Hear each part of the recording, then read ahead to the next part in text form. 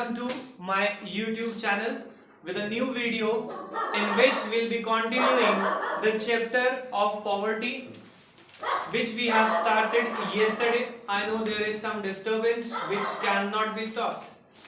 हम अब उसको जाके चुप तो करा नहीं सकते, ठीक है, कोई प्रॉब्लम नहीं है। और ये सब तो हम अपनी लाइफ में रूटीन में देखते हैं और कुछ लोग तो अपने घर में भी रखते हैं, तो it's not a big issue. हाँ बेटा, क्या हो गया? आप लोगों के घर में पेट्स नहीं है? कोई प्रॉब्लम नहीं है। अब हम टॉपिक को स्टार्ट करते हैं। देखो, ये ऊपर वाला भी कहता है कि बीच में कुछ इंटरप्शन होती रहनी चाहिए कि बच्चा बोर ना हो। ये उसी का एक नजरिया था। स्टार्टिंग में ही सब कुछ मिल गया आपको। चलो अब हम अच्छे से पढ़ेंगे। कल हमने पढ़ लिया था टॉपिक में what is the meaning of poverty, what are the types of poverty and what are the causes of poverty. आज हम पढ़ेंगे मेजर्स टू रिमूव पॉवर्टी, यानी कि पॉवर्टी को कैसे हटाया जा सकता है। सबसे पहला लिखा है combating poverty through GDP growth. इसका मतलब क्या है? हम पॉवर्टी को कमबैक यानी कि पॉवर्टी को हटाएंगे, अपने देश को कमबैक कराएंगे, पॉवर्टी हटाएंगे। कैसे? जीडीपी बढ़ा के। बताओ, जीडीपी बढ़ा के क्या पॉवर्टी हटाई जा सकती है? कैसे? जीडीपी का मतलब प्रोडक्शन बढ़ेगी। जीडीपी का मतलब क्या होता है? Gross domestic product. ग्रॉस का मतलब टोटल, डोमेस्टिक मतलब अपने कंट्री में हम प्रोडक्ट बना रहे हैं, जीडीपी।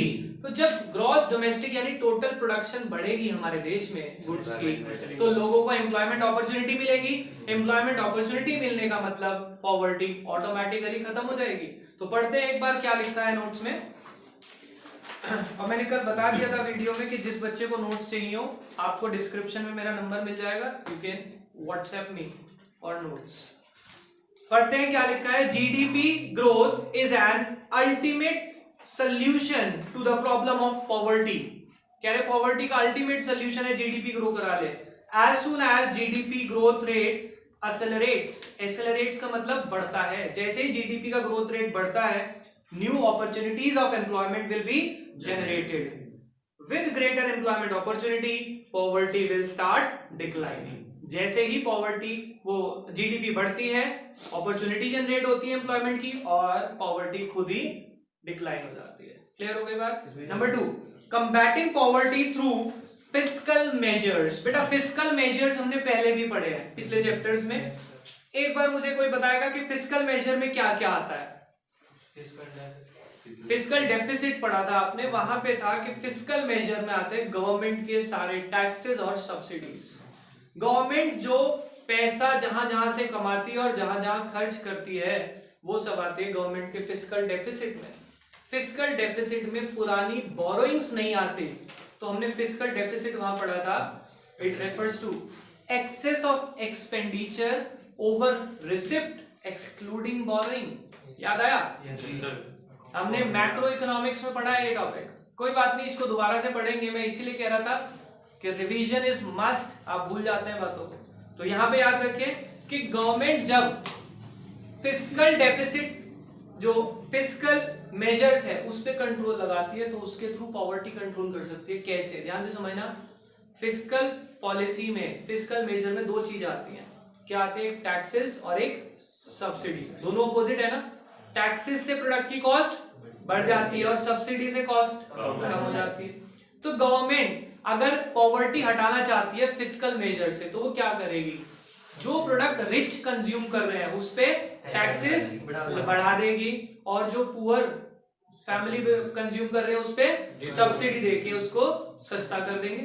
क्योंकि हमें पॉवर्टी हटानी है, गरीबी हटानी है, तो रिच के ऊपर ज्यादा टैक्स और गरीब के ऊपर टैक्स खत्म ही कर दें सब्सिडी के थ्रू। तो इसके लिए गवर्नमेंट क्या करती है? फिस्कल मेजर भी फॉलो कर सकती है पॉवर्टी हटाने के लिए। तो इसलिए हेडिंग है कंबैटिंग। कंबैटिंग मतलब जब आप किसी से बैटल कर रहे हैं कि हमें पॉवर्टी को हटाना है। तो देखो क्या लिखा है। Fiscal measures refers to the policy of taxation and subsidies. ये पॉलिसी किस चीज की है? टैक्सेशन और subsidies. The government should focus on progressive tax structure which implies higher tax on rich people and exemption for the poor। कि rich people पे ज्यादा tax लगाएं और पुअर्स को एग्जाम्पशंस दें। एग्जाम्पशन मतलब माफी दे दें। Number 2, these tax receipt of the government, और उसके बाद भी जो रिसिप्ट कमाई है ना टैक्स की, किसके थ्रू कमाई है? रिच फैमिलीज के through. These tax receipt of the government sorry can be use to provide subsidies to poor to fulfill the basic needs of life like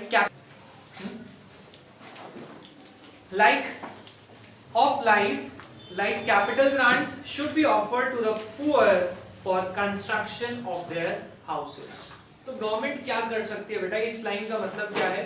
पहली लाइन में तो क्या था कि आप रिच के ऊपर प्रोग्रेसिव टैक्सेस लगाएं और पुअर्स को रिलीफ दें।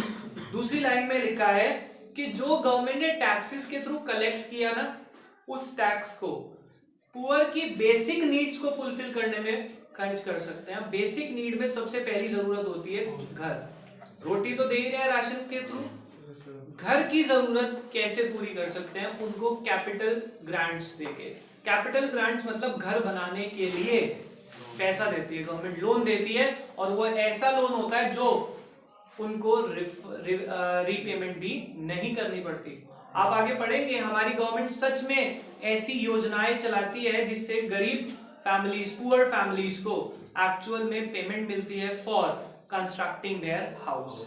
हाउस बनाने के लिए आवास योजनाएं चलाती है गवर्नमेंट बहुत सारी, जो हम आगे पढ़ेंगे। तो समझ आ गई बात? ये फिस्कल मेजर के थ्रू गवर्नमेंट कैसे हेल्प करती है? 2 पॉइंट लिखे हैं इसमें, बेसिकली तो 3। पहले फिस्कल मेजर का मीनिंग टैक्स और सब्सिडी से रिलेटेड है। कह रहे हैं टैक्स जो है रिच के ऊपर प्रोग्रेसिव ज्यादा से ज्यादा और पुअर के ऊपर एग्जेम्पशंस। फिर कह रहे हैं जो टैक्स से कमाया उसे हम पुअर के वेलफेयर पे खर्च कर सकते हैं, उन्हें कैपिटल ग्रांट दे सकते हैं so that they can develop their houses. Clear हो गई बात? Next, combating poverty through legislative measures. Through legislative measures का मतलब क्या है? गवर्नमेंट कुछ लॉ बना दे, गरीबों को बचाने के लिए कुछ लॉज बना दे कि अगर गरीबों को कोई चीज महंगे रेट पे मिल रही है तो हम उसे राशन डिपो से इजीली अवेलेबल करा रहे हैं। राशन डिपो उसी का तो आउटकम है कि गवर्नमेंट ने लॉ बना दिया कि जिनके पास राशन कार्ड होगा रेड कलर का या येलो कलर का, उन्हें राशन सही रेट पे राशन डिपो से इतनी क्वांटिटी में मिल जाएगा। तो इस तरह के लॉ बना सकते हैं। तो देखो क्या लिखा है, legislative measure refers to act which has been passed by the government or court for the welfare of poor people. These include minimum wage act। इसमें क्या आता है? मिनिमम वेज एक्ट भी आता है कि हर मजदूर को इतनी दिहाड़ी तो मिलनी ही चाहिए। आप देखते हैं वेजेस जो है मजदूरों की बढ़ी है। पहले 200 रुपए जो मजदूर लेता था, आज उसकी 300, 350, 400 रुपए तक हो गई है। मिस्त्री की 600 भी हो गई है। वो बढ़ती जा रही है डे बाय डे। तो वो गवर्नमेंट कैसे करती है? Through minimum wages act, comma minimum support price, right to education etcetera. आज देख रहे हैं आज की डेट में गरीब बच्चे भी सरकारी स्कूलों में फ्री में पढ़ रहे हैं, इवन उन्हें वहां पे मिड डे मील्स भी मिल रहे हैं। तो ये भी गवर्नमेंट कर रही है for enhancing the quality of life of poor section of the society. Government ऐसा क्यों कर रही है? जिससे कि poor section of the society को भी एजुकेशन मिल सके।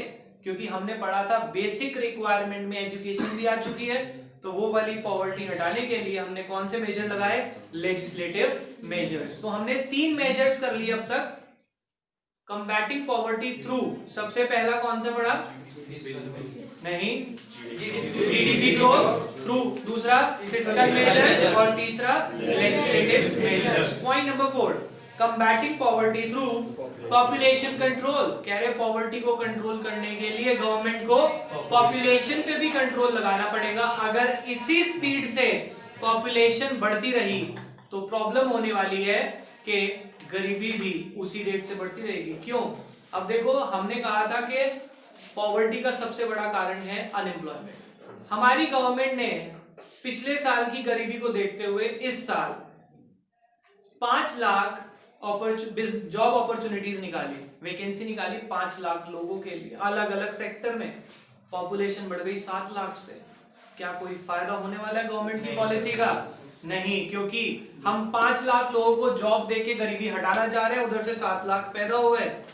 बर्थ रेट और पॉपुलेशन इतनी ज्यादा बढ़ रही है कि हम पॉवर्टी को चाह के भी खत्म नहीं कर पाएंगे। देखो क्या लिखा है, poverty can be removed only if growth rate of population is moderate so that increase in GDP can be transferred to increase in per capita GDP। कह रहे हैं जिससे कि अगर हम GDP बढ़ा रहे हैं ना देश की, तो उससे पर कैपिटा GDP भी बढ़े। अब पर कैपिटा GDP का मतलब क्या हुआ, देखना बेटा ध्यान से समझना। हमारे देश की प्रोडक्शन थी, सपोज किसी एक प्रोडक्ट की ले रहा हूं, सपोज व्हीट की, दैट वाज 1 लाख टन्स, ठीक है।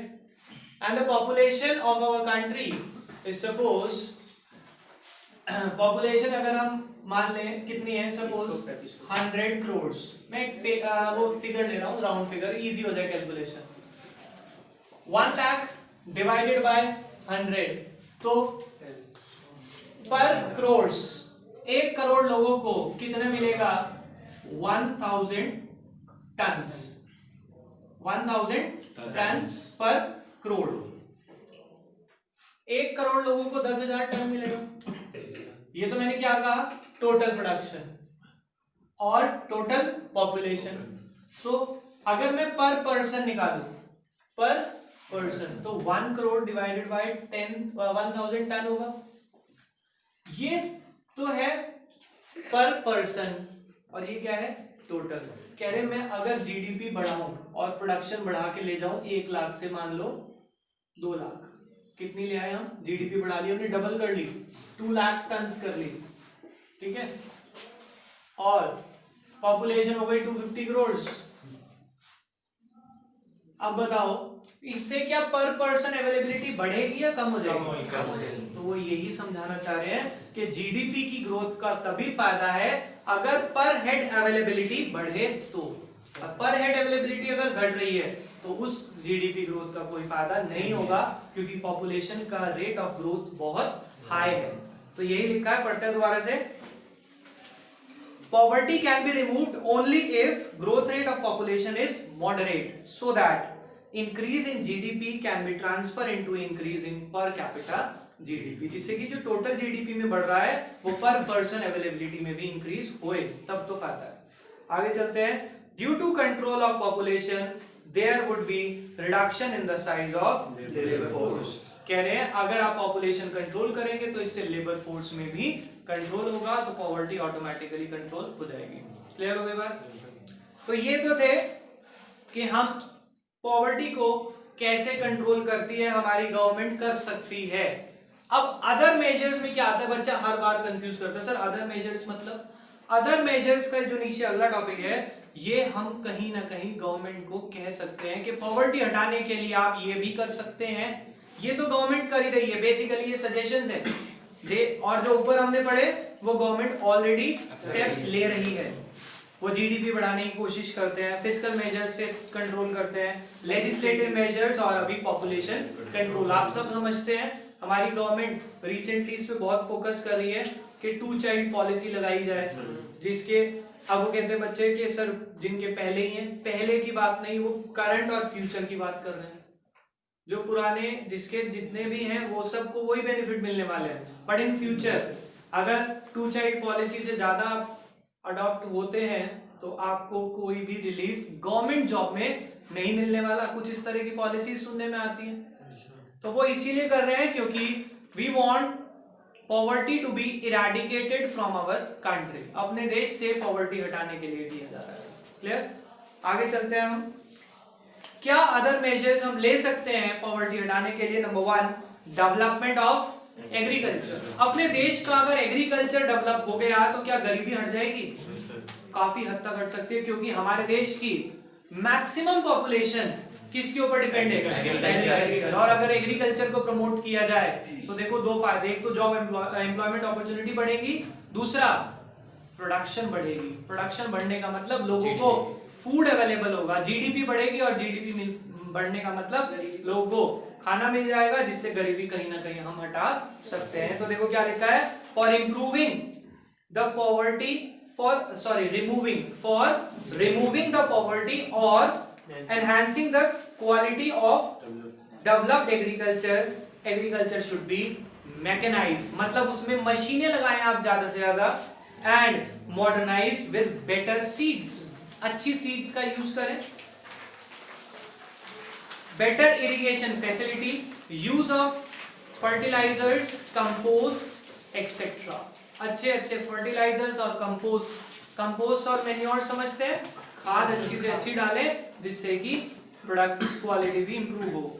Landless farmer should be given land and financial assistance, कह रहे जो फार्मर ऐसे हैं जिनके पास लैंड नहीं है उनको सरकार लैंड दे सकती है और उनको फाइनेंशियल असिस्टेंस मतलब फाइनेंशियल सपोर्ट भी दिया जा सकता है। कोई प्रॉब्लम? आगे चलते हैं। दूसरा, स्टेबिलिटी इन प्राइस। दूसरा, गवर्नमेंट क्या कर सकती है पॉवर्टी हटाने के लिए? प्राइस में स्टेबिलिटी ले आए। इससे पॉवर्टी कैसे हटती है, ध्यान से समझेंगे। हर आदमी चाहता है कि उसको एटलीस्ट खाना मिल जाए, चाहे वो उसमें कोई छोटा रिक्शा चलाने वाला हो या कोई भी बेगर भी हो, तो वो ये चाहता है कि मैं इतने पैसे कमा लूं कि मैं अपना फूड का अरेंजमेंट कर लूं, ठीक है। अब क्या होता है, देखो मैंने जैसे कल भी बताया था कि एक एम्प्लॉय 100 रुपीज अर्न कर रहा है पर डे, चाहे वो कोई मजदूर हो, वो कहता है कि यार मैं अब कल से 300 साढ़े 300 रुपए या 200 250 रुपए कमाऊंगा जिससे कि मैं एटलीस्ट खाना खा सकूं 3 बार का। अगर उसने इनकम कमा ली 250 रुपए, तो क्या उसे गरीबी रेखा से ऊपर आना चाहिए या नहीं आना चाहिए? आना चाहिए। पर क्या होता है, महंगाई बढ़ जाती है, तो वो ऊपर आता है, जितनी ऊपर वो इनकम बढ़ाता है उससे ज्यादा महंगाई बढ़ जाती है, फिर वो पॉवर्टी के नीचे रह जाता है, पॉवर्टी लाइन के। तो कह रहे अगर गवर्नमेंट स्टेबिलिटी बना के रखेगी ना प्राइस में, तो जो लोग नीचे हैं पॉवर्टी लाइन से वो कोशिश करेंगे कि वो भी उसके ऊपर आ जाए, क्योंकि मेहनत तो हर आदमी करना चाहता है कि मैं एटलीस्ट एक नॉर्मल लाइफ तो जी लूं, पर वो महंगाई की वजह से क्या होता है, वो फिर से पॉवर्टी लाइन के नीचे ही रह जाता है। तो देखो क्या लिखते हैं, price stability is one of the important element of poverty alleviation. Poverty alleviation का सब एक इंपॉर्टेंट एलिमेंट है price stability. If price continues to rise, the standard of living of poor will continue to spoil, decrease और fall। वो गिरता ही चला जाएगा, तो पुअर जो है कभी भी राइज नहीं कर पाएगा अगर प्राइस स्टेबिलिटी ना हुई तो पहला हमने क्या कहा, एग्रीकल्चर को इंप्रूव करो, दूसरा हमने क्या कहा, प्राइस को स्टेबल करो। पॉइंट नंबर 4, इरेडिकेशन और रिमूवल ऑफ अनएम्प्लॉयमेंट। अनएम्प्लॉयमेंट हटाया जाए अपने देश से। अब अनएम्प्लॉयमेंट हटाने के लिए गवर्नमेंट क्या कर सकती है, जॉब अपॉर्चुनिटीज जनरेट कर सकती है in different sectors of the country. बहुत सारे सेक्टर हैं जो गवर्नमेंट के हाथों में है, जैसे कि बहुत सारे पब्लिक सेक्टर बैंक्स हैं, गवर्नमेंट बैंक्स, उसमें वैकेंसी आती है हर साल, आपने देखा होगा। रेलवे में वैकेंसी आती है, म्युनिसिपैलिटी में वैकेंसी आती है। तो गवर्नमेंट इससे क्या करना चाह रही है, अनएम्प्लॉयमेंट को खत्म करना चाह रहे हैं। तो देखो क्या लिखते हैं, special measures should be taken, कह रहे हैं स्पेशल स्टेप्स लेने चाहिए गवर्नमेंट को to eradicate unemployment, underemployment and disguised unemployment. कह रहे इसको हटाने के लिए गवर्नमेंट को स्पेशल मेजर्स लेने चाहिए। अनएम्प्लॉयमेंट समझ आता है आपको, अंडर एम्प्लॉयमेंट और डिसगाइज्ड अनएम्प्लॉयमेंट समझ आता है? पढ़ाया मैंने। डिसगाइज्ड अनएम्प्लॉयमेंट का मतलब होता है जब एक काम में जितने लोगों की जरूरत है उससे ज्यादा लोग काम करें। एग्रीकल्चर में ज्यादातर ऐसा होता है कि एक लैंड पे 2 या 3 वर्कर की जरूरत है, पर 5-5, 7-7, 10-10 वर्कर लगे। क्यों? क्योंकि पूरी फैमिली में और कोई काम नहीं है हमारे पास करने को, तो जितने भी फैमिली मेंबर होते हैं सब उसी लैंड पे आके सब वही काम करते हैं, जबकि जरूरत सिर्फ 2 या 3 की है। तो एक्सेस वर्कर जब काम करे एज रिक्वायर्ड, तो उसको हम बोलते हैं डिसगाइज्ड अनएम्प्लॉयमेंट। तो कह रहे गवर्नमेंट को स्पेशल मेजर्स लेने चाहिए to remove unemployment, underemployment and disguised unemployment. The opportunities of employment should be given in rural areas also. And कह रहे रूरल एरिया में employment they and vocationalisation should be promoted. Vocationalisation का मतलब क्या होता है, ध्यान से समझना। हमारी जो एजुकेशन है ना आज की डेट में वोकेशनलाइज हो रही है। आपको सब चीजों में केस स्टडी दी जा रही है।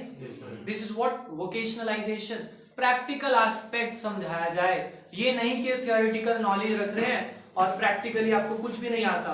That is the vocationalisation of education. ठीक है, नेक्स्ट पढ़ते हैं हम और क्या कर सकते हैं, labour intensive technique of production. Labour intensive technique का मतलब मोर लेबर, यस, आप दो टेक्निक यूज कर सकते हैं, कैपिटल इंटेंसिव या फिर लेबर इंटेंसिव।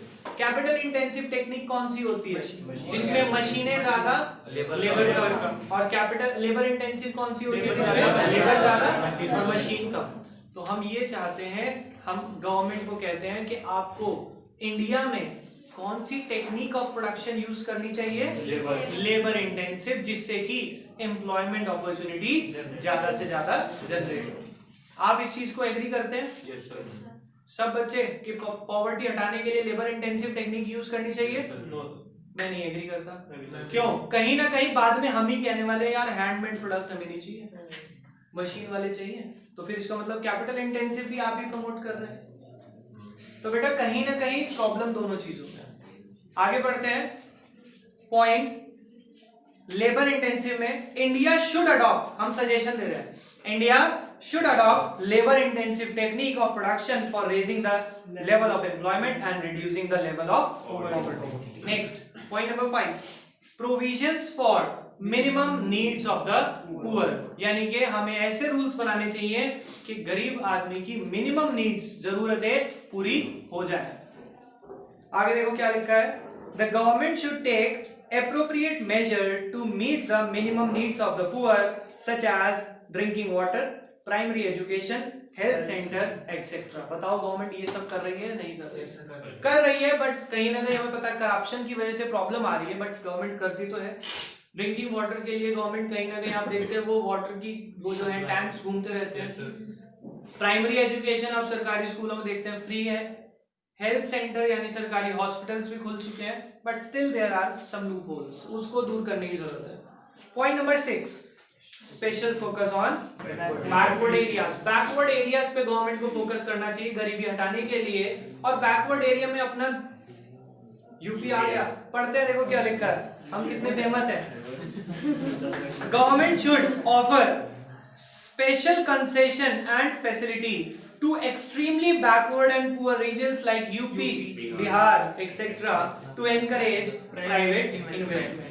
प्राइवेट लोगों को एनकरेज करें कि आप यहाँ आके पैसा लगाएं क्योंकि यहाँ गरीबी बहुत है।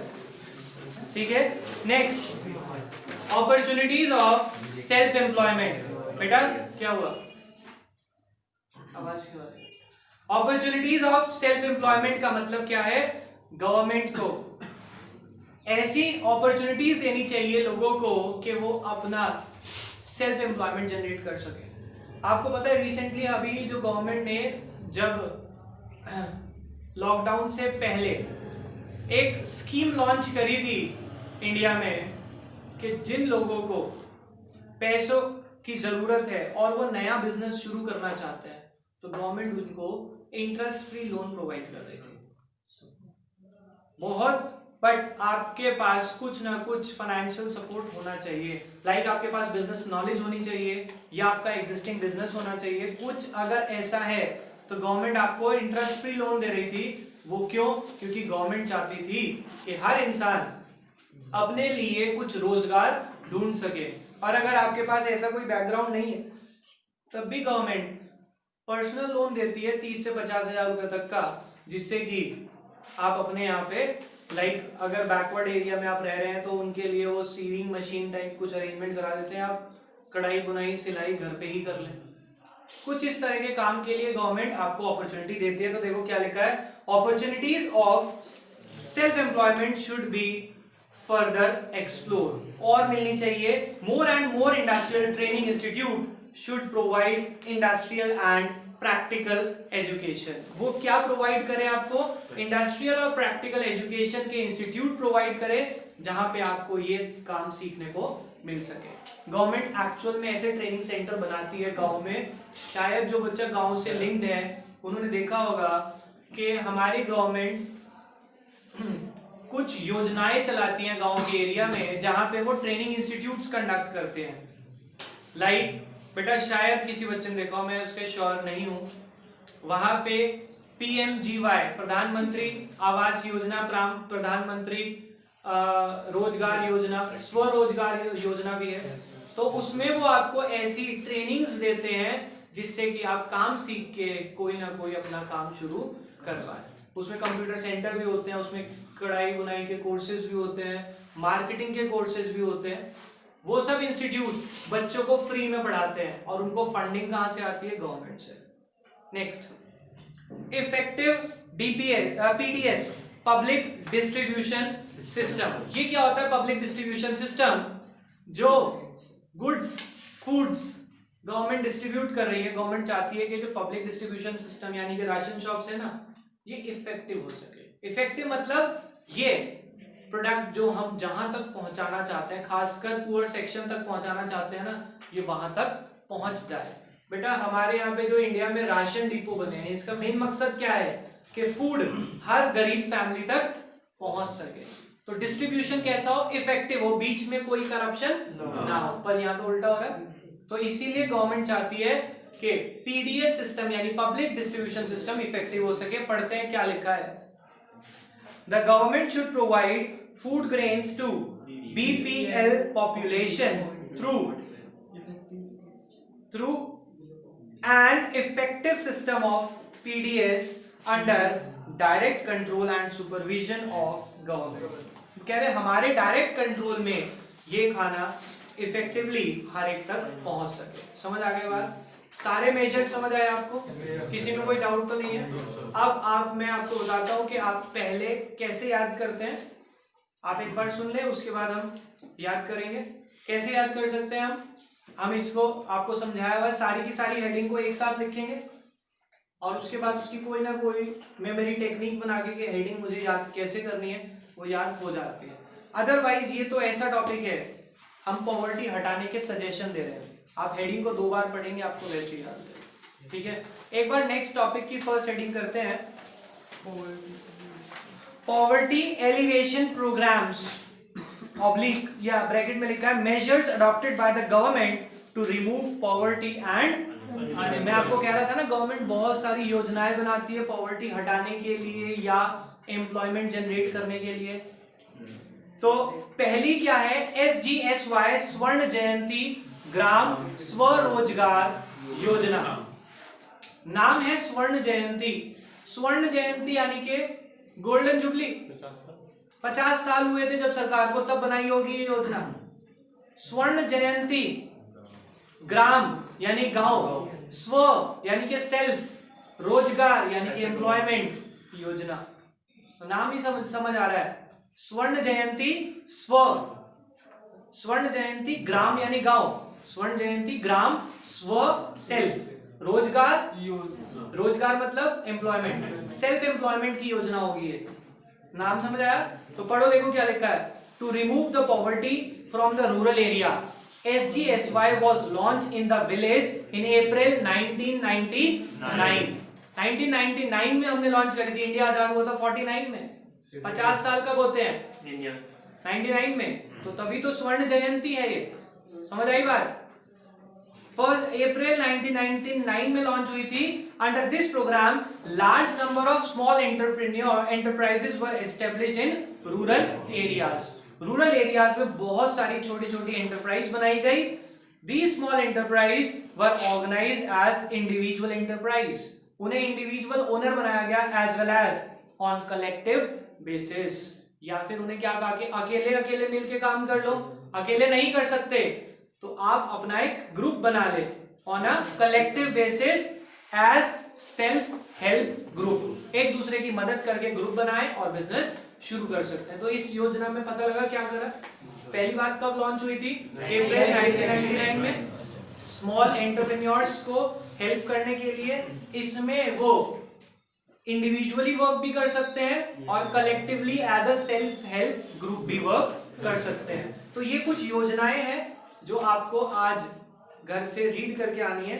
आप इसको फर्स्ट मैंने पढ़ा दी, 5 योजनाओं को पढ़ के आएंगे हम, इसको कल कंटिन्यू करेंगे। अभी के लिए फिलहाल बाय बाय।